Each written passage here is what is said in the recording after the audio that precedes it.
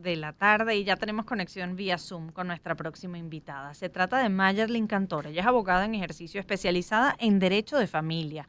Además, es jueza jubilada en materia de protección de la niñez y la adolescencia y facilitadora de la Escuela Nacional de la Magistratura en materia de adopción, profesora universitaria y además locutora certificada de la Universidad Central de Venezuela. Así que es un gusto conversar con usted, doctora Cantor, sobre la adopción en Venezuela. ¿Cuán complejo? ¿Cuál es la situación para los padres que quieran adoptar y los niños que necesitan ser adoptados por una familia? Bienvenida, muchísimas gracias por estos minutos.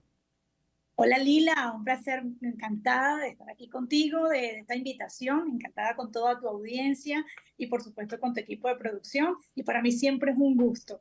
Y bueno, no le podemos descalificar difícil o complicado el proceso de adopción, porque recuerda que vamos es a acoger a un niño, niña o adolescente que está desprovisto de una familia.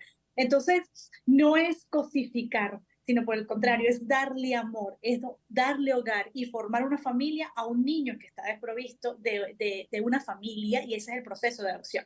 Por lo tanto, dependiendo del procedimiento de que se trate, pudiéramos decir que es corto, que es largo, que tiene unas fases procedimentales, ¿sí? Ujú. Tenemos que empezar por decir que es bien cierto que hay un procedimiento, no hay, tenemos una ley especial en materia de protección de la niñez y la adolescencia que establece incluso el procedimiento para adoptar tanto niños y adolescentes como mayores de edad. La ley de adopción ya no existe, está derogada desde hace varios años y tenemos esta ley especial que trae un procedimiento, unas fases bien delimitados, bien definidos para adoptar. No hay ONG aquí encargada, como en otros países Ujú. americanos o europeos, de organizaciones que se encarguen como pro adopción, de que digan, mira, yo te hago el procedimiento de adopción. No, por el contrario, el Estado venezolano es quien se encarga de recibir todas las solicitudes a través de un órgano desconcentrado que es el IDENA, es el IDENA, que es el Instituto de Defensa de los Derechos de Niños, Niñas y Adolescentes, Ujú. que tiene oficinas y dependencias administrativas en cada estado de Venezuela. En todos los estados de Venezuela hay una oficina del IDENA, y allí es donde se reciben todas las solicitudes de adopción y se van llevando poco a poco esos procedimientos que se querían hacer. Entonces, a medida que se van requiriendo, ellos le hacen unos requisitos de acuerdo a la capacidad que tengan las personas que quieran adoptar, y esos requisitos tienen que ver con su idoneidad, por supuesto, su idoneidad económica, su idoneidad médica, su idoneidad social, su idoneidad. La capacidad para adoptar en Venezuela, eso es importante que lo hablemos, Lila, es a partir de los 25 años de edad, ¿sí? Y otra de las preguntas que siempre nos hacen es que si tiene que estar casado o tiene que ser Ujú. una pareja unión estable de hecho. Quiero decir que nuestra legislación prevé que pueda ser una persona individualmente, indistintamente que esté casado o no, puede ser una persona que esté independiente de su estado civil, soltero o Ujú. soltera. Y por supuesto, las parejas, uniones estables de hecho, casadas, que muchas de ellas, pues la mayoría, llegan con un proyecto de vida porque, bueno, biológicamente no pudieron tener hijos y dicen, bueno, quiero adoptar, después que han pasado por ese proceso de duelo, de ansiedad, de frustración porque no pudieron tener hijos, pues hacen un proyecto de adopción. Hablemos de tiempos entonces. ¿Cuál es el promedio? ¿Cómo se compara eso quizás con otros países en nuestra región? Y por otra parte, hablemos de la capacidad del Estado, porque no es solo la adopción. Quizás hay niños que en determinado momento, por circunstancias particulares, necesitan una casa de abrigo, que no necesariamente es la figura de adopción, sino es una protección puntual para poder estar a resguardo hasta poder volver a su familia. Mira, súper importante lo que estás diciendo. Voy a responderte la primera pregunta en relación a los tiempos. Depende, porque hay adopciones de niños que ya están, incluso que son el hijo del otro cónyuge, ¿sí? Vamos a Ujú. suponer que estás casada, Exacto. tienes un hijo previo a tu matrimonio y tu cónyuge quiere adoptar. Bueno, allí ya el hecho de ser la adopción del hijo del cónyuge, pues es mucho más corto y ya ha pasado por otros procesos de las fases que se pueden obviar, Ujú. ¿ok? Tener un niño que haya estado bajo esa figura que tú estás hablando, que es acogimiento familiar, colocación familiar, que tú acogiste a un niño, fuiste a una casa temporal, a una casa de abrigo, un niño que por algo puntual necesita que tú le prestes un hogar, pero temporal, mientras se reinserta con su familia de origen, porque eso es lo primordial. Y Ujú. diste en algo importante, que es que el niño o niña en principio debería estar criado por su familia de origen, papá o mamá, y si estos no pueden por alguna razón, por sus abuelos, por sus tíos, por sus primos, que sean criados en su familia de origen, ya sea nuclear o ampliada. Y si esta familia de origen nuclear ampliar no pueda, es cuando hablamos de una familia sustituta, que ahí es la primera opción, sería una colocación familiar o en última instancia la adopción, que es una ficción legal que ya viene a tener los mismos parentescos.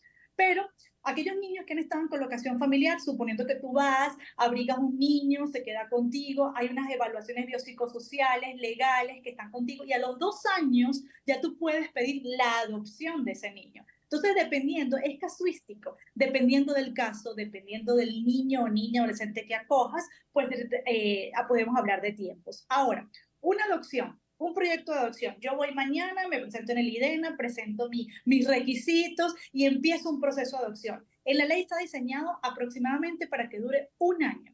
Sin embargo, dependiendo de las evaluaciones biopsicosociales que le hagan a los posibles adoptantes y de las evaluaciones para darle un certificado de adoptabilidad a un niño, niña, adolescente, y mientras se hace el emparentamiento de esa pareja, pues puede pasar pues 9, 12, 15 meses, 18 meses, dependiendo de cada caso. Pero de la forma que está diseñada la ley, pudiéramos hablar de 9 a 12 meses. Con todo el fenómeno migratorio que está ocurriendo en el país, ¿qué se está viendo con respecto a los derechos de los niños, niñas y adolescentes? Porque en ocasiones sus padres migran buscando otras oportunidades y quedan al cuidado quizás de una persona mayor, sus abuelos, alguna tía, y no necesariamente están quizás con las mejores condiciones o recibiendo el mejor trato que pueden, no porque no quieran dárselo, sino porque quizás no tienen la capacidad. Sí.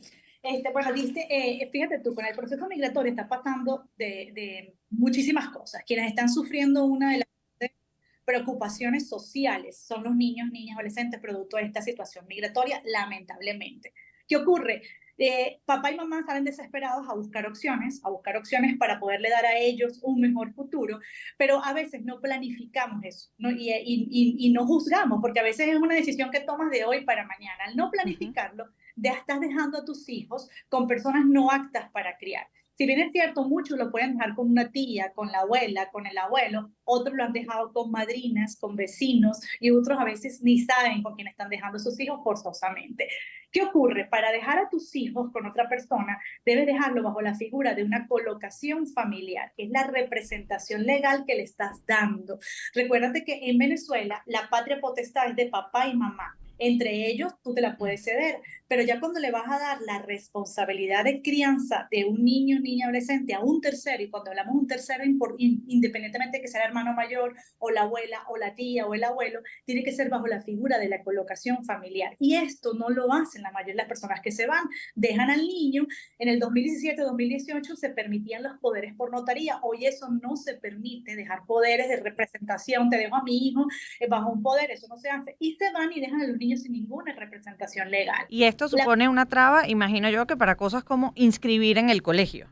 Tal cual, inscripción en el colegio o para sacar un pasaporte, porque fíjate que el SAIME no permite que el abuelo, así sea la abuela o el tío, pueda tramitar el pasaporte, cualquier documento de identidad, cédula de identidad o una decisión de guarde, llega a un hospital y hay que tomar una para algo de salud del niño, tampoco puede la abuela tomar decisión si no tiene una representación legal. Por eso yo siempre digo, planifica tu viaje. Si tienes hijos, sobre todo, si tienes hijos Ujú. menores de edad, saben niño, niña, adolescente, tienes que planificar. A veces yo te repito, no es juzgar porque tú tienes una decisión y tienes que irte mañana, pasado mañana, pero planifica con quién vas a dejar a tus hijos. No cosifiquemos a los niños. Siempre hay que saber que es el futuro del país y que son los que más de una u otra manera están sufriendo este proceso migratorio. Y como ya nos queda apenas un minutico para esta conversación, Mayerlin Cantor, abogada en ejercicio especializada en Derecho de Familia, eh, el sistema de protección de niños, niñas y adolescentes, esto está en todos los estados. Para quien nos está escuchando, si sabe de algún caso de alguien que tenga un niño o en situación de vulnerabilidad, ¿a dónde puede acudir? ¿Y cuál es la capacidad de respuesta que están teniendo esas instituciones en el país?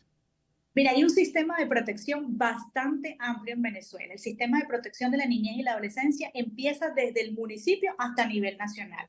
En el municipio donde se encuentre o reside un niño, hay consejos de protección que están adscritos a la alcaldía de cada municipio. Por ejemplo, el Consejo de Protección de Niños, Niñas y Adolescentes del municipio Baruta, Consejo de Protección de Niños, Niñas y Adolescentes del municipio San Cristóbal del estado Táchira. En cada municipio de cada estado hay un consejo de protección que son los que en principio resguardan y restituyen los derechos y garantías cuando hay una vulneración de los derechos. Pero también tenemos el Ministerio Público con competencia en materia de la niñez y la adolescencia, que es una fiscalía dedicada para cualquier tipo, para fiscalía en materia de protección, pero también hay fiscalía en materia de violación, de violencia, de delitos contra niños, niñas, adolescentes, es decir, que tenemos competencia.